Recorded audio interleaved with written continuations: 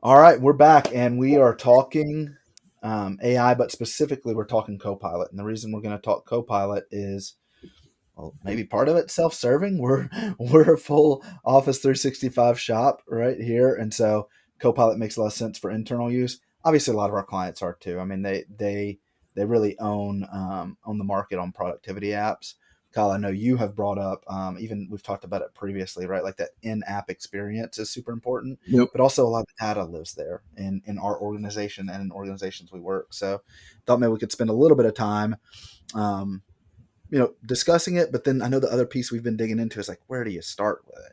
And it can be kind of expensive, right? I mean, it can be a little bit of an investment. Copilot specifically can be. So I don't know. I'll throw that out there on the table and let's chop it up a little bit. What Yeah. what, what are your thoughts?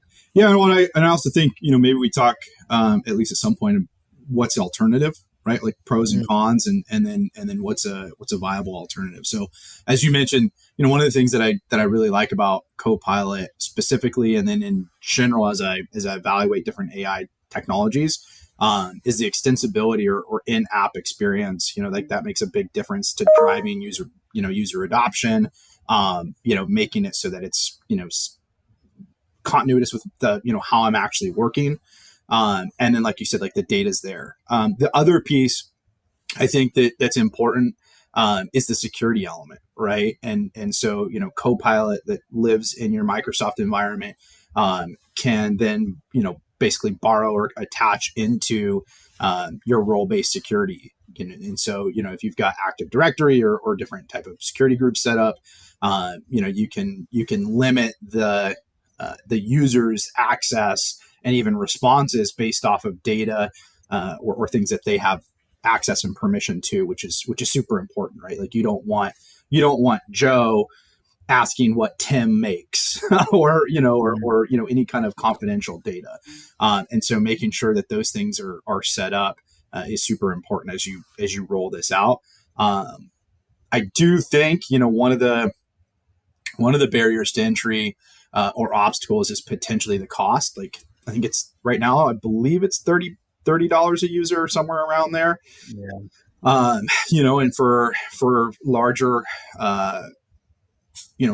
clients, thousands of users, tens of thousands of users, like that seems super expensive. It's like, well, what if this, whatever use case you're doing it for, like, what if it works? What if you're successful? And then you've got to roll it Well, out. but that's the key. That's the key, though, right? You've got to have a target you're shooting at where you're saying, hey, we believe here's going to be the impact. Yeah. Like, Well, and that's sometimes one of the things I was in a conference at one of our providers, and one of the things that they brought up that was interesting, because one of the things that you and I've talked about and what we've heard from clients is you've got to have a use case. Like, what's the use case? How do I build a use case around this? The other side, or maybe adjacent to that, is what they found at this provider who's actually providing a service, was through their clients, and the data that they gathered was the use cases came from surprising places. It was like not necessarily what the client went in and thought was going to be a use case, or the even from a department, like, oh, we're gonna have our IT team use this because they're IT folks and they know technology, and so they can get the most out of it. And ended up being a totally different department that in general wouldn't be considered as technically enabled, right? And they actually had one of the highest or strongest use cases that came out of it. So how do you how do you kind of balance that of like trying to sample and find use cases, but not be cost prohibitive? Like, you just can't launch this thing across 5,000 users at $30 a month and hope it works, right? Like, oh, let me right, find the use case. right. Um, Well, the other thing that's coming out, like a smart talking point or whatever that we've been talking about internally. We didn't invent it, but you know, you, Nick, and I were trading it around as you know, AI is an amplifier yep. of good and bad, right? Like, I mean, think about the security group thing you were talking about, right? Like, so it's an amplifier of What you have. whatever, right? Like, and so like if you have poor security groups today, you shouldn't, right? You shouldn't. But what it's going to take for one of your users to find that out is them to go and be investigating and digging into things and all of that, right? Yep. Well, you lay AI on poorly structured security, groups, like it's going to take a single query. Yeah. It's going to take them 5 seconds, to potentially have information that you don't want them to have. And so, it really is just that amplifier in either direction, which is really important. Like it's going to help you. You don't want to helping you do more of the wrong thing, No, right? no, it almost, I think what they said, it was like, it would hasten your demise, right? For being super dramatic about it. But it's so true. I mean, it's an important distinction where AI is not a fix all or a quick fix type button, but as you mentioned, like an amplifier to what you have. And I think that was similar to cloud, right? Like if you had best practices in your application development, cloud became an accelerator for that. I think this is probably even potentially a multiplier of that, like even more so than what cloud was. But if you had bad practices, like then and people looked at cloud as this great quick fix, and then it ended up not being. I think AI can be a similar thing. Like if you're doing the right things, this is a massive unlock. If you're doing the wrong things, like it could be a ball and chain that pulls you to the bottom of the ocean. Yeah. Let's bring it back in here, specific to CoPilot. Like where are you seeing people start? Like I guess there's a lot of conversation. Okay, you got to find a use case. Maybe that drives it. Like the security groups are important. Your data structure is important. Where are you seeing people start? I mean, I'm sure it depends on the size of the organization, but Yeah. what Well, I mean, is the optimal what's path? yeah, and I guess I'd say, where are we seeing them start officially or in shadow IT? Because Mm, that is one of the things that organizations are struggling with. Is like, I think it's like 50% of organizations that were polled like know that they have people, or I think it was even like 50% of their knowledge workers were using some form of IT that, or excuse me, some type of AI that wasn't exactly approved. So there's all sorts of use cases. I think one of the ones, or in general, on the knowledge worker side, where I've seen a lot of people start is building deliverables, building summaries, doing some of those tasks that take a lot of time to just kind of compile something into, from a larger set of data down to a smaller set of data.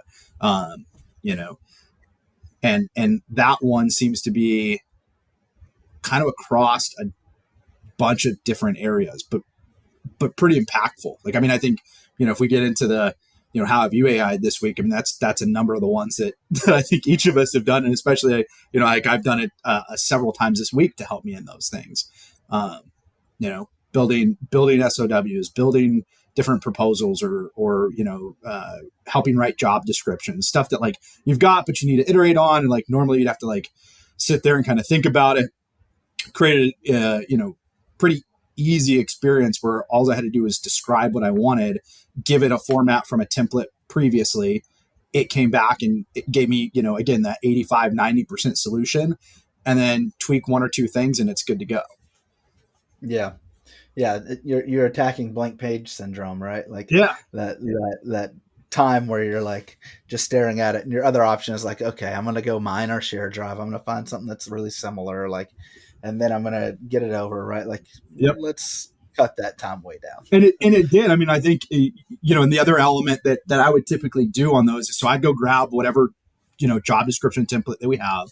And then I would think about, okay, well, what's the job, the title, and then I'm going to go on, whether it's, LinkedIn, Indeed, and some of those other places, and I'm going to Google basically whatever you have, but somebody else has put as a job description to find how do they describe it? What are the things that I can kind of, take from, to create our own version of it. But again, I mean, that's, hour, 2 hours worth of work to go kind of mine the Google machine, to figure out what you want, where it did that all on my behalf, came up with, the bullet points, again, like out of the 10, like 8 of them you like, 2 of them you're like, man, that doesn't really apply to what I wanted. Scratch those, and give me something else. But it was literally just kind of in a paragraph, like run-on sentence where I just described, hey, this person's going to be responsible for P&L, and I need them to do this, and they need to develop that, and blah, blah, blah, blah, blah. And I just kind of just almost like, word vomited at it, didn't have it very structured. And then it came back with with the template I wanted. It was like, cool, copy, paste, and send to my boss. And pretend, Oh, that's me. yeah, Uh, and pretend they're like, hey, look what I built. Man, you're so smart.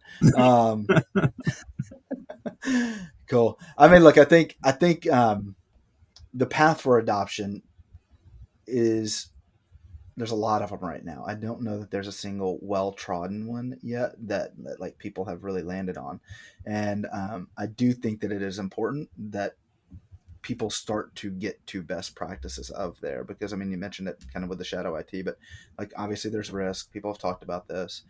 Um, we're a smaller organization, so it's a little bit easier here. But in larger organizations, like I mean, I think that they probably need to start considering, some level of whether it's a task force or a thinking group type thing. But like there there is a need to have a more well trodden path to adoption, and people generally know some of the milestones along this. Um, but the exact order of them is still, kind of up there. We do know some of the basics and foundations: security groups, clean data, right? Structured data, data tagging, like all of those pieces. Just call it data hygiene generally. Yep. Um, End user education, all right? Um, Potentially someone that owns best practices in the organization. Um, what else do we have in there? Obviously, use case development. Probably project management around use case, development, adoption, and like realization, like value realization, because that's a big question right now. A lot of the reporting is saying it, with some exceptions around like customer service or customer experience, um, or knowledge worker type things. There's a lot of fluff out there about are people really realizing the value, like even at an absolute macro level, right? When they look at the investment that has Investment. gone into AI, Yeah. I think they were talking about this on All In, right? But they look at the investment that's gone into AI and they say, okay, well, a generally accepted ROI, inside of an enterprise organization is maybe 3, 4x, something like that, right? Like this is going to have to produce billions and billions of dollars of value. And there's questions about like, is there just that much to realize, right? No. Um, and the amount of time that it's going to take to do that. So, Well, how do you still a lot of the questions measurement, here. right? Like I think that's the other part that may be tough, even if it does produce it. Um, how do you trace the line to show attribution to it, right? That because I guess in those moments where it's okay, so it's $30 a month. If it saved me 1 hour of time in a month, like it's paying for itself for most knowledge workers, right? Right. Or if it saved me 2 hours in a month, and I don't imagine it's hard to save yourself 2 hours of work in a month using one of those tools if you're building a bunch of deliverables, right? Well, especially not if it's well educated and tuned, right? Yeah, Like, yeah, like my even my goal here internally, right? Like I want to get to a place to where I can go have a natural conversation with a CIO, the type of conversation that we have that typically leads to an SOW for us around our professional services area, and I can have a natural conversation with them and produce, an SOW that is in alignment with that conversation. Um, so well, I think that's the use case here, but the, one of them. the But macro piece is interesting because I think don't quote me on this, but I think it's getting close because if you look at like the market cap, what is it, like a $1 trillion or something now? I think Nvidia hit or was like the first company, if I'm not mistaken. And on the IT side, I think from a I heard another gentleman, we were talking the other day, and what he was saying is in order to disrupt kind of the status quo, I think it was like it's an eighth of a cost or 10x better, or something to that extent, right? Which is yeah, a pretty big multiple when you think of like, okay, so this thing's got to deliver that much value to the ecosystem here.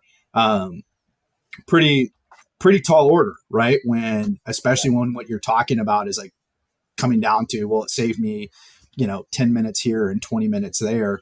The yeah. That's nice. That's nice. That's not going to deliver the scale and impact. I mean, you've got to ultimately you're going to have to get it at least in some use cases to revenue production. Yeah. Like it's going to have to get on the revenue production side, because there's a lot of forces colliding here. Like you've got AI, but you've also got things changing about employee engagement. Like are employees using that 2 hours a month that they're saving? Are they pouring it back into the business, or are they doing something else, right? Because I mean, just No. generally employee engagement's changing.